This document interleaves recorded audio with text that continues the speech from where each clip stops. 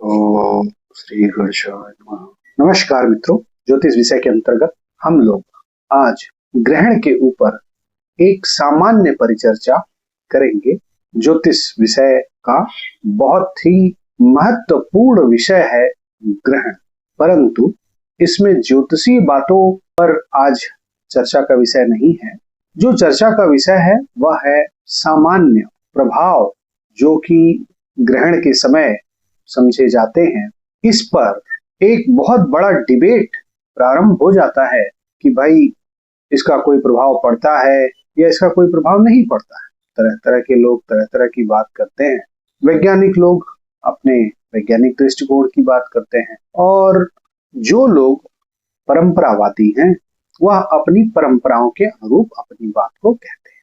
तो देखिए, परंपराओं में बताई गई बात को मना करने से पहले विचार किया जाना तो यह तर्कसंगत बात है। अर्थात कोई बात आपको परंपरा से ज्ञात हुई, अब आपको उस परंपरा की उस बात को मानना है या नहीं मानना है, इस पर आप अपने विजडम का, अपने विवेक का प्रयोग करते हैं और फिर उसको मानते हैं या नहीं मानते हैं। ठीक इसी प्रकार से यह जो चंद्र ग्रहण है, अगर आप समझें तो आप यह देखेंगे कि हमारी सनातन संस्कृति में, हमारे भारतीय परंपरा में ग्रहण के कालखंड को बहुत महत्व दिया गया है और इसमें कोई व्यक्ति किस प्रकार से जीवनचर्या अपनी करे, किस प्रकार से अपना आचरण करे, इसके बारे में भी बहुत सारी बातें बताई गई। मैं आपका ध्यान उन बातों की तरफ विशेष रूप से लेकर के जाना चाहूंगा जिन पर कि आज के समय में विभिन्न टीवी चैनलों पर खूब बड़े बड़े डिबेट होते हैं। सभी टीवी चैनल वाले डिबेट करते हैं और वैज्ञानिकों को और ज्योतिषियों को एक पैनल पर बैठा देते हैं और सब लोग अपनी अपनी बात कहते हैं। मेरा उद्देश्य किसी डिबेट में पढ़ने का नहीं है, परंतु मुझे ऐसा समझ में आता है कि कई बातें रहती हैं डिबेट में जो सामान्य ज्योतिषी भाई बंधुओं से कई बार छूट सी जाती, और मैं उन्हीं बातों का प्रयास करूंगा आपके समक्ष प्रकट करने के लिए जो बातें सामान्य प्रचलन में या सोशल मीडिया में, टीवी डिबेट में, सोशल मीडिया के डिबेट में मिसिंग है, परंतु वह तर्कसंगत है और हमारे परंपरा के ज्ञान को, हमारी परंपरा की जो यह जीवन शैली है, उसके तर्क को पहचानने का प्रयास आज के इस वीडियो में हम लोग करेंगे।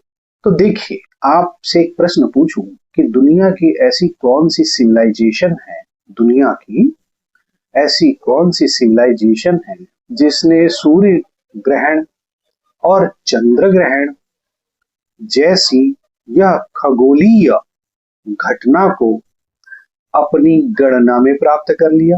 यह प्रश्न उठता है कि नहीं? वह कौन से पहले व्यक्ति थे जिन्होंने यह ग्रहण के कालखंड को समझ लिया था? क्या इस पर विचार नहीं होना चाहिए कि भाई यह ग्रहण आया कहां से, इसका बेस कहां है, आधार कहां है? जो भी बात कही जाती है उसका आधार खोज लीजिए। यदि वह आधार आपको मिल रहा है तो फिर तो उसमें कुछ बात है, और यदि उसमें आधार नहीं दिख रहा है तो फिर आप उसको व्यर्थ का तर्क समझ सकते हैं। तो मेरा पहला प्रश्न यह आता है मेरे मन में कि भाई यह ग्रहण रूपी चर्चा आई कहां से? यह ग्रहण का विज्ञान खोजा किसने? तो देखिए, जब अपने क्लासिकल टेक्स्ट आते हैं तो उसमें बहुत ही बड़ा महाकाव्य है हमारे यहाँ महाभारत, और इसका बहुत बढ़िया उदाहरण लोग देते हैं कि महाभारत काल में कौन सा ग्रह कहाँ कहाँ पर उपस्थित था और किस प्रकार से ग्रह विचरण कर रहे। साथ ही साथ रामायण में भी ऐसा आया है कि कौन से ग्रह कहाँ कहाँ भ्रमण कर रहे हैं, इसकी बात आती है। तो इसका अर्थ यह है कि यह जो ग्रहण की बात है यह बहुत पुराने समय से हमारे दृष्टा ऋषि मुनियों ने इस बात को जान लिया था कि यह खगोलीय घटना घटित होती है। इसके साथ साथ मैं आपको एक और विशेष बात बताना चाहूंगा कि अन्य सभ्यताएं न जाने कब इसको जान पाई। परंतु अगर आज मॉडर्न डेज में भी हम लोग कहें तो मॉडर्न डेज में भी इस खगोलीय घटना के ऊपर कोई कमेंट्री किसी की मिली होगी तो मैंने पढ़ा तो नहीं है, पर मैं समझता हूँ कि 15वीं-16वीं शताब्दी से पहले का कोई दूसरा वैज्ञानिक या खगोलविद इस घटना को कायदे से नहीं बता पा रहा है। परंतु मैं आप सिद्धांत शिरोमणि ग्रंथ से कुछ बात बताना चाहूंगा।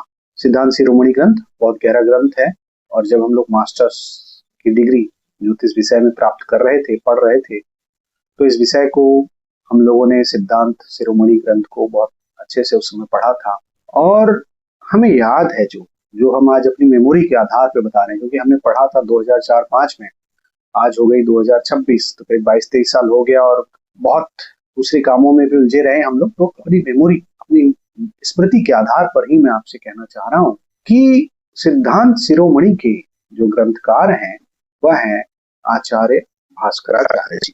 और भास्कराचार्य जी जब उन्होंने सिद्धांत शिरोमणि ग्रंथ को लिखा तो उन्होंने, यह 12वीं सदी की बात है और 36 वर्ष की आयु में सिद्धांत शिरोमणि ग्रंथ की रचना की।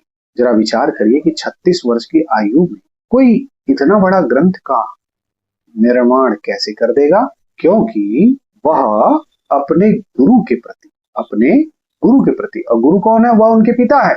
देखिए, एक बहुत विशेष बात याद रखिएगा कि माता जीवन की पहली गुरु है, इसलिए माता को प्रणाम, और पिता जीवन के सबसे बड़े गुरु है, इसलिए उनको भी प्रणाम करना चाहिए।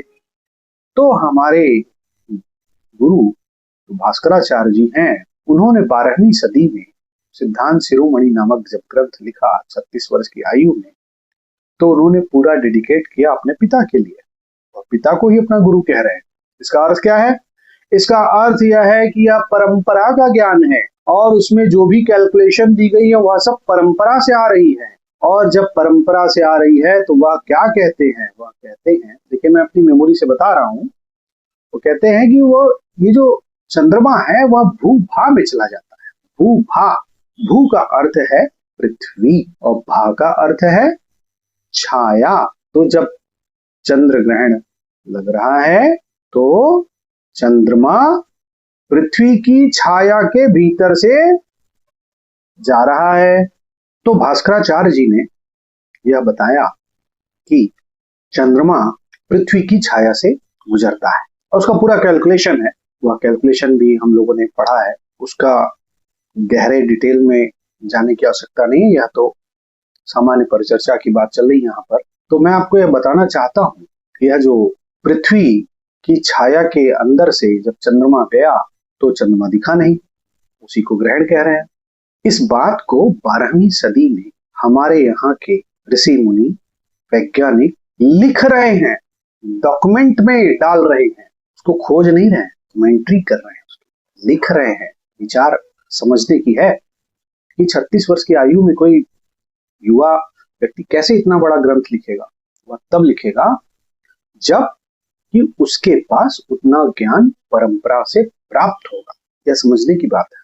परंपरा का त्याग नहीं करना चाहिए, अपने मूल, अपने रूट को हमेशा पकड़ के रखना चाहिए। पौधा वही हरा भरा रहेगा जो अपने मूल को, अपने रूट को पकड़ के रखेगा। कोई भी पौधा अपने जड़ से कट गया तो उसकी क्या मिसाल, यह समझना चाहिए। मैं आपके समक्ष यह बताना चाहता हूं कि यह जो खगोलीय घटना की बात बताई जाती है, इसके बारे में तो 12वीं सदी में तो हमारे पास डॉक्यूमेंटेड रूप में हमको मिल रहा, और भी पहले के अन्य सिद्धांतों में भी दिया गया है। हम उन सिद्धांतों पे तो जा ही नहीं रहे, जो हमने अपनी आंख से पढ़ा है, अपने जिसपे हम लोगों ने पेपर दिया है, क्वेश्चन पेपर दिए हैं और पास हुए हैं, उसके आधार पर हम आज आपको बता रहे हैं।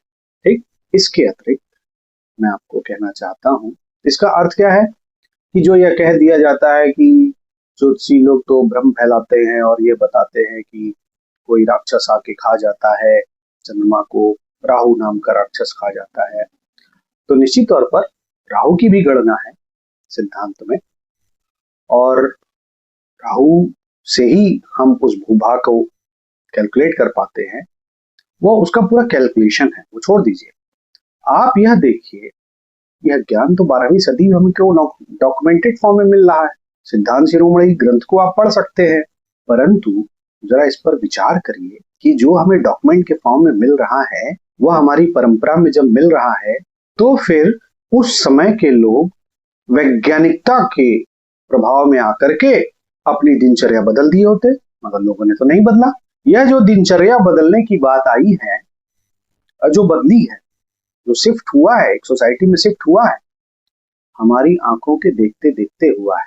हम छोटे थे, हमने देखा है कि ग्रहण के काल में प्रत्येक व्यक्ति अपनी ध्यान, अपनी साधना करता था, परंतु आज के कालखंड में लोग इससे थोड़ा सा हटे हैं। कुछ नहीं, सभी नहीं हटे, सब जो श्रद्धावान है, अपनी परंपरावादी हैं, वह तो अपनी परंपरा पे पूर्ण श्रद्धा रखते हैं, परंतु चूंकि एक फैशन आ गया, नौजवानों ने बूढ़े व्यक्ति की अवहेलना करना शुरू कर दिया, तो उसका नतीजा ये है कि बूढ़े व्यक्ति की बात को कम समझा, उसको महत्व कम दिया, तो उसका नतीजा है कि परंपरा से आप कट गए, परंपरा से आप दूर हो गए। तो यह मैंने आपको बता दिया कि भाई यह जो सूर्य है, चंद्रमा है, पृथ्वी है, इनके मध्य जो ये सेलेस्टियल इवेंट्स हो रहे हैं, ये खगोलीय घटनाएं जो हो रही हैं, इनके विज्ञान को जान करके बहुत ज्यादा अहंकार वृत्ति को उत्पन्न मत होने दो, और यह जानो कि यह बात तो हमारे यहाँ परंपरा से बहुत पहले से लोग जान, कोई नई बात नहीं बता रहे। मैं समझता हूँ कि मेरी इस भावना को, मेरी इस बात को आप समझने का प्रयास करेंगे। दूसरा, अब हम यह कहेंगे कि जैसे कि अब ये जो दिनचर्या होती है वह क्या क्या होती है, वो तो बहुत लोग बताते ही रहते हैं। मैं उन पॉइंट्स को खोजने की कोशिश कर रहा हूँ, बताने की कोशिश कर रहा हूँ जो आपको सोशल मीडिया पे नहीं मिलता है, जो कि मतलब मैं ऐसा समझता हूँ कि मेरे इस चैनल को देखकर के काफी ज्योतिषी लोग वीडियो बनाएंगे, वह मेरी बात को अपने लेवल पे पहले चेक करेंगे, और अगर उनको सही लगता है तो फिर वो मेरी बात को अपने दृष्टिकोण से, अपने समझ से उसको लेकर के आएंगे, प्रकाश में लेके आएंगे अपने तर्क को। तो देखिए, हमने आपको बताया कि जो हमने अपने गुरुओं से सीखा है, परंपरा से सीखा है, वो यही है कि जब सूर्य ग्रहण या चंद्र ग्रहण होता है तो व्यक्ति को ध्यान करना चाहिए, उपासना करना चाहिए। ध्यान और उपासना ही हमारे संस्कृति का सबसे उच्चतम लक्ष्य एवं प्राप्ति है। प्राप्ति भी जो हम ध्यान में पा जाते हैं वह जगत में नहीं मिलेगा, पहली बात। दूसरी बात, देखिए, जब भी सूर्य ग्रहण अथवा चंद्र ग्रहण हो रहा है तो यह सामान्यतः पूर्णिमा और अमावस्या को हो रहा है, मगर पूर्णिमा और अमावस्या के साथ साथ इस डेट पर, इस टाइम पर विशेष रूप से सूर्य, चंद्र और पृथ्वी की जो चुंबकीय क्षेत्र है वह बहुत ज्यादा कोलाइंट हो जा रहे हैं। अन्य पूर्णिमा और अमावस्या के दिन भी यह चीज हो रही है, परंतु ग्रहण के दिन ज्यादा होती है, यह तो बात मानते हैं। तो उसका प्रभाव क्या हो रहा है? तो उसका प्रभाव यह हो रहा है कि जिस व्यक्ति में, जिस जीव में जिस प्रकार की वृत्ति, जिस प्रकार की प्रवृत्ति बहुत ज्यादा है सामान्य रूप से, वह इस समय में थोड़ा और बढ़ करके सामने आएगी। जैसे समुंदर का काम है ज्वार ले आना, भाटा ले आना, अर्थात समुंदर लहरें लाता है ज्वार और भाटा से, तो इस समय ज्यादा बड़ी ज्वार खड़ी हो जाती है, यह तो सामान्य बात है, यहाँ तक के तो कोई विरोध है ही नहीं किसी। तो देखिए, अब हम इस ज्वार भाटा से कितनी चीजें पकड़ते हैं। तो देखिए, अब थोड़ा सा आज के वैज्ञानिकों की बात को भी ग्रहण करते हैं, हम आज के वैज्ञानिकों की बात को ग्रहण करते हैं। तो आज के वैज्ञानिक जैसे यह कहते हैं कि मनुष्य जो इतना अच्छा शरीर प्राप्त किया, बायोलॉजिकल इवोल्यूशन बोलते हैं शायद, उस इवोल्यूशन की थ्योरी में सबसे प्रारंभ में, सबसे रूट में, सबसे बेस में पहले एक वायरस है, उसके बाद फिर वह धीरे धीरे करके एक कोशिकीय जीव है। एक कोशिकीय जीव है, एक कोशिका का जीव, और इस एक कोशिका में हर प्रकार की वस्तु है जो उसको जीवन यापन करने के लिए पर्याप्त शक्ति, सामर्थ्य प्रदान कर रही है। और यह कहाँ पर मिल रही है? यह समुद्र में मिल रही है। तो समुद्र में मछलियां भी हैं। भाई, एक कोशिकीय जीव से बढ़ते बढ़ते पौधे आए, जीव आए, अपना उनकी ब्रांचेस धीरे धीरे बढ़ती चली गई, और मछलियां भी रहती हैं। अब यह मछलियों को जरा विचार करिए। ये मछलियां करोड़ों अरबों सालों से इनकी जीवन शैली है। कई विभिन्न, मतलब सभी मछलियों के लिए तो मैं जानता नहीं, मगर मैंने ऐसा पढ़ा है कि कुछ मछलियां ऐसी होती हैं जो कि पूर्णिमा के दिन या अमावस्या के दिन वो अंडे देती हैं। विशेष रूप से उनका ये एक साइकिल हो जाती है। उसका क्या रीजन है? तो उसका रीजन शायद ऐसा बताया जाता है कि ज्वार भाटा में जब पानी ऐसे बहुत ज्यादा उड़ जाता है ऊपर की ओर, तो अंडा उनका कंसंट्रेटेड है और उसके बाद जब फैलेगा भाटा में तो उनका अंडा ज्यादा से ज्यादा फैल जाएगा। प्रजनन उनका ज्यादा से ज्यादा फैल सके, इसकी बुद्धि है। देखिए, प्रकृति एकदम सूक्ष्म तरीके से काम करती है, इसलिए वैज्ञानिक बनना है तो सूक्ष्म बातों को पकड़ना सीखिए। छोटी बात को पकड़ लेने का अर्थ है कि आपने विषय के गर्भ में छुपे हुए मूल तत्व को जान लिया।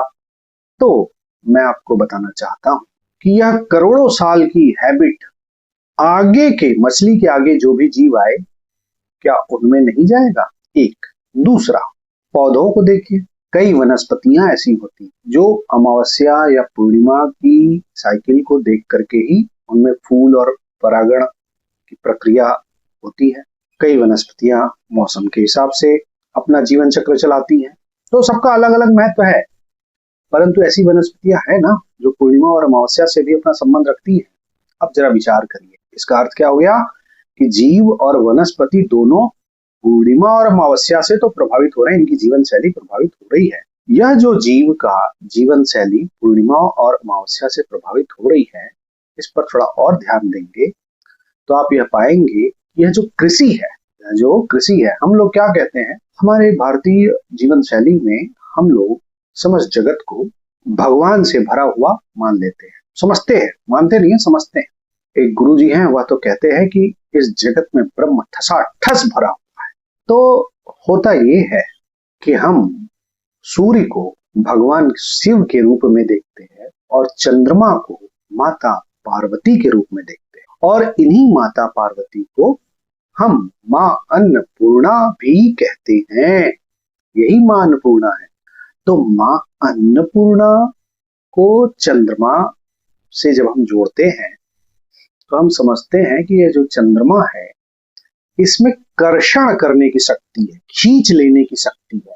अच्छा, ज्वार भाटा से खींचता ही तो है, तो जब ये खींचता है चंद्रमा, तो यह वनस्पतियों में, धान में, चावल में, जो धान की फसल है, ये बहुत बहुत पानी पीती है धान की फसल, ठीक है। तो ये धान की फसल के अंदर भी पानी खींचने की प्रक्रिया को बढ़ाती है, इसके भी पूरी लाइफ साइकिल को बढ़ाती है, और विशेष रूप से अन्नपूर्णा का आशीर्वाद तो यह धान है। तो यह जो आप धान देखते हैं, अन्न के रूप में आप प्राप्त करते हैं, इसमें चंद्रमा का बहुत विशेष महत्व है, और इसीलिए हम इसे मां अन्नपूर्णा का आशीर्वाद मानते हैं। अब जरा विचार करिए कि जब जब चंद्र ग्रहण या सूर्य ग्रहण होगा तो होगा क्या? जैसे यह जो प्रक्रिया मैंने बताई, इन सब में एक प्रकार की बाधा पड़ी। जो जीवन की प्रक्रिया सामान्य रूप से चलायमान होती है, जब यह ग्रहण आता है तो एक पल के लिए ठहराव हो जाता है। आप कहेंगे ठहराव कैसे हो जाता है भाई? तो चलिए हम आपको उदाहरण देते हैं। दोपहर में 12 बजे सभी वनस्पतियां सुबह उठी, सबने फूल खिलाया, सबने अपनी फोटोसिंथेसिस स्टार्ट कर दी, है ना, और पूरी प्रकृति चलने लगी, पूरा जंगल बहुत अच्छे से खिलने लगा, सब जीव जंतु अपने से काम करने लगे। फिर आपने देखा कि दोपहर में 12 बजे सूर्य ग्रहण हो गया। अब वनस्पतियों ने तो स्वयं की तैयारी की थी, स्वयं की गठरी बांधी थी कि चलो भाई, दिन भर के लिए हमें प्रकाश संश्लेषण करना है। वनस्पतियों ने तो यह डिसाइड किया था कि सूर्य को देखा तो जग गए और लगे प्रकाश संश्लेषण करने, मगर अचानक से सूर्य जो प्रतिदिन 12 घंटे के लिए उग रहा था, वह अचानक से 6 घंटे में रुक गया, वो दिखना बंद हो गया। इन वनस्पतियों को क्या होगा? यह अपने स्टोमेटा के छिद्र को रोक लेंगी, यह प्रकाश संश्लेषण को रोक लेंगी। वह मछली जो कि प्रजनन के लिए संकेत ले रही थी इन सेलेस्टियल बॉडीज से, उसको भी कुछ लगेगा, कुछ समझ में आएगा, वह भी अपनी आंखें बंद कर लेगी, वह भी अंडे को स्रावित नहीं करेगी। यदि अंडा स्रावित होने की अवस्था तक आ गई तो आधे में हो सकता है रोक दे, व्यवधान कर दे, उसमें कुछ दिक्कत या कोई परेशानी आ सकती है। ठीक इसी प्रकार से रात्रि में पूर्णिमा के दिन चंद्र ग्रहण। अच्छा, दिन में एक और बात बता देता हूँ। चिड़िया चली, चिड़िया घोंसला बनाती है और दूर दूर तक अपने खाने के लिए भोजन बनाते हैं लोग, खोजते हैं लोग, अपना भोजन खोजती है चिड़िया, बहुत दूर दूर तक उड़ के जाती है, अपने लिए भोजन खोजती है, फिर लाके अपने बच्चों को देती है। जरा विचार करिएगा, इस चिड़िया से विचार करिएगा। ये जो चिड़िया है उसको ग्रहण का ज्ञान नहीं और वह उड़ गई। उसके दिमाग में था कि सूर्य देवता तो 12 घंटे के लिए उदित हुए, वह दूर तक चली गई, उसको ज्ञान नहीं था और वह उड़ते उड़ते उड़ते उड़ते उड़ते उड़ते ऐसी जगह पर चली गई जहां से कि उसको अचानक से ये सेलेस्टियल जो घटना घटित होगी वो तो तुरंत धीरे धीरे सूर्य देवता अगर 12 बजे का ग्रहण है तो थोड़ा पहले से अपना असर दिखाने लगते हैं, तो वह क्या करेगी, वह तुरंत वापस अपने घोंसले में आ जाएगी। तो बताइए क्या उसने उस दिन भोजन किया? विचार करिए, उस चिड़िया ने क्या उस दिन भोजन किया? क्या वो भरपेट भोजन कर पाई? विचार करिएगा, क्या वह पौधा भरपेट भोजन कर पाया? इस पर विचार किया आपने? विचार कर, वह पौधा जो दिन दिन भर के लिए उसको संश्लेषण करने का मौका मिलता था और वो अब वनस्पति से वनस्पति की जो प्रक्रिया फोटोसिंथेसिस की, उसके माध्यम से वो अपने भोजन को जो बना लेता था, वह उस दिन रुक गया। वह चिड़िया भी रुक गई, वह मछली भी रुक गई। अरे भाई, पूरी प्रकृति रुक रही है और तुम मनुष्य होकर के और तुम अपना 2 वक्त के लिए, 1 वक्त के लिए, कुछ समय के लिए, कुछ घंटों के लिए अपना काम स्थायी रख के उस प्रकृति के प्रति आभार नहीं प्रकट कर सकते? कम से कम इतना ही प्रार्थना कर लेते कि वह चिड़िया जो अपने घोंसले से निकली वह अपने घोंसले तक पहुंच जाए। कम से कम इतना ही विचार कर लेते। यह हमारे भारतीय दर्शन की, भारतीय परंपराओं की संवेदनशीलता है और हम इतने संवेदनशील हैं कि अगर हमारे आसपास के जगत में सब प्रकार से एक प्रकार की एक शांति आ रही है, सब जनमानस जो हम चींटी और हाथी में भेद नहीं मानते, हम हाथी के अंदर और चींटी के अंदर, दोनों के अंदर एक ही तत्व को समझते हैं, वह है ब्रह्म तत्व।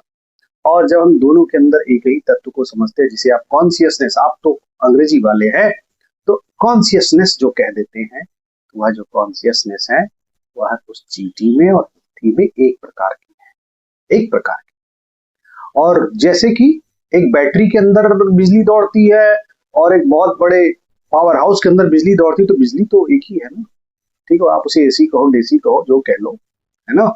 एक छोटी बैटरी है, एक रिमोट की बैटरी है, एक घड़ी की बैटरी है, एक मोबाइल की बैटरी है, आप बैटरी कुछ भी बना लो, जो उसमें ऊर्जा बहने की चीज है, जो ऊर्जा है, वह ऊर्जा तो एक ही है।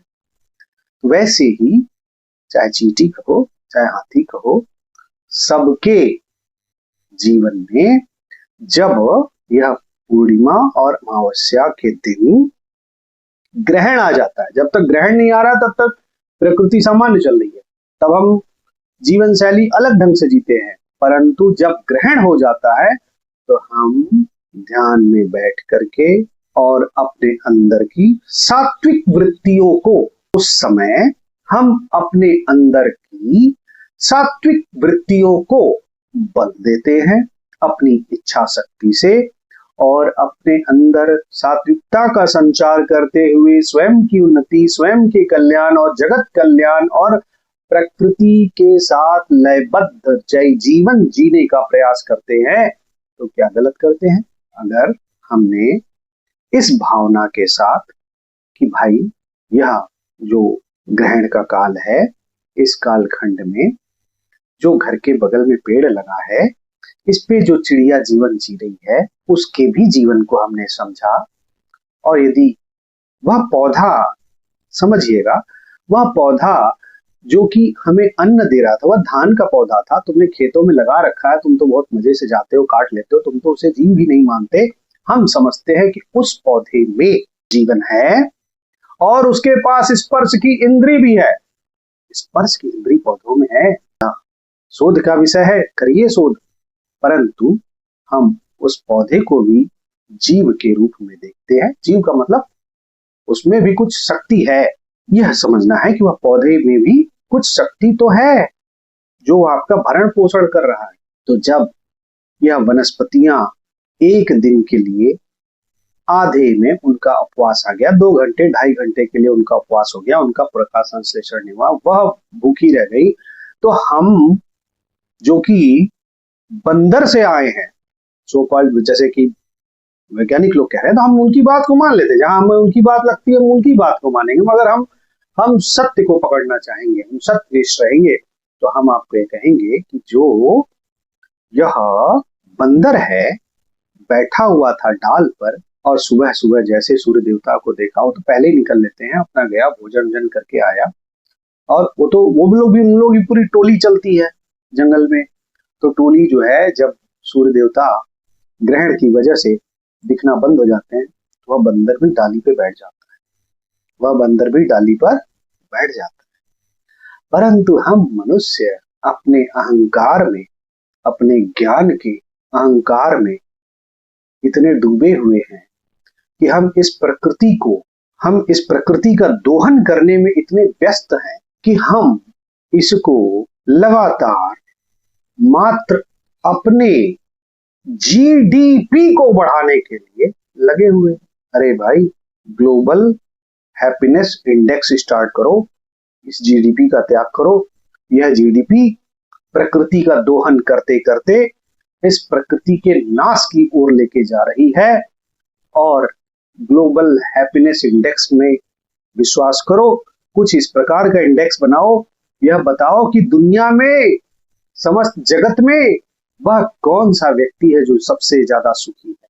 जाओ ढूंढो जरा, आपको मिल जाएगा। समस्त जगत में सबसे खुशी, सबसे प्रसन्नचित्त व्यक्ति यदि आप पाएंगे तो बहुतायत तरीके से वही आदमी आपको मिलेगा जो हमारी ग्रामीण परंपरा में जीवन को जी रहा है, और अपने परंपरा में विश्वास रखते हुए अपने माता पिता पूर्वजों के दिए गए ज्ञान को आधारभूत जीवन शैली समझते हुए जी रहा है। आप यह पाएंगे कि सुख का रहस्य वहां पर छुपा हुआ है। तो यह एक बात मैंने आपको ग्रहण से संबंधित बताई।